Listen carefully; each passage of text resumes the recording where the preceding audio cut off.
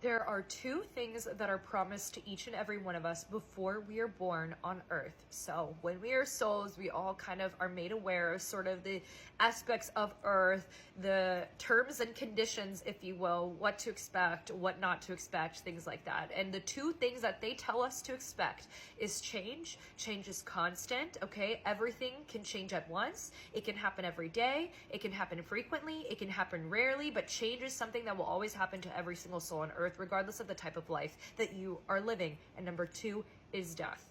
We are all told that we are all going to die at some point. So change is guaranteed, death is guaranteed, two things to expect, and what can you do with that information? A, not get so caught up when things change.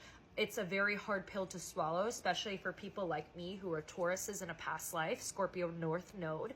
What this means is that a lot of you out there, including myself, can be very clung onto material things, onto things that are comfortable. We get caught in our comfort zone. And so, like I said, we're all promised change. We're told that change will happen. It is a constant aspect of life on earth, not just for humans, but for all life.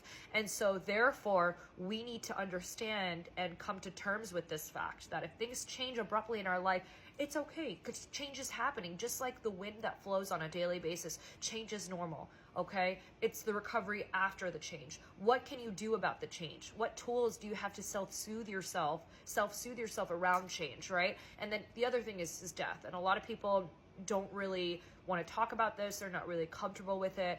I can assure you that death is an easier way to go. Like whenever people talk about killing murderers, it's actually way easier for them to be dead than it is for them to suffer the consequences of their choices alive.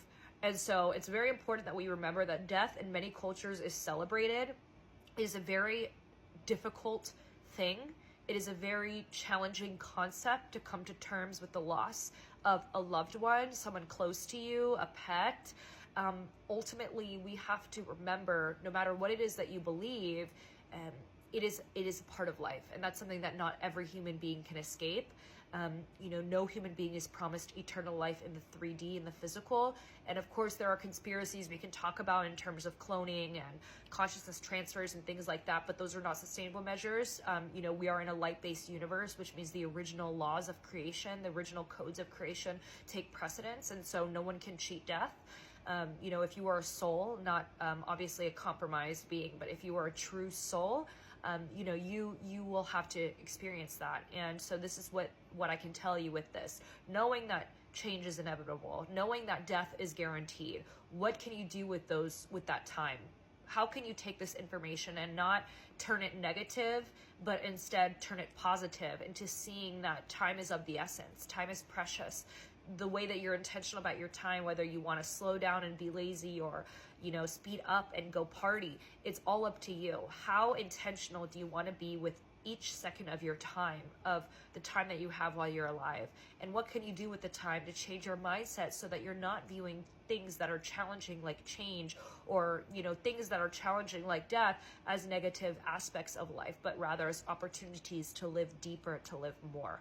This message has come through today. I'm not sure who it's for. I can really talk about this for hours and hours. Obviously, with the work that I do, it is a very sensitive concept, but this is the way that the message translated today. And I hope that it's something that resonates with some of you out there. If it did, let me know. And remember that you are protected always and that you're here for a reason. So don't take advantage of that. I'm sending you so much love and light.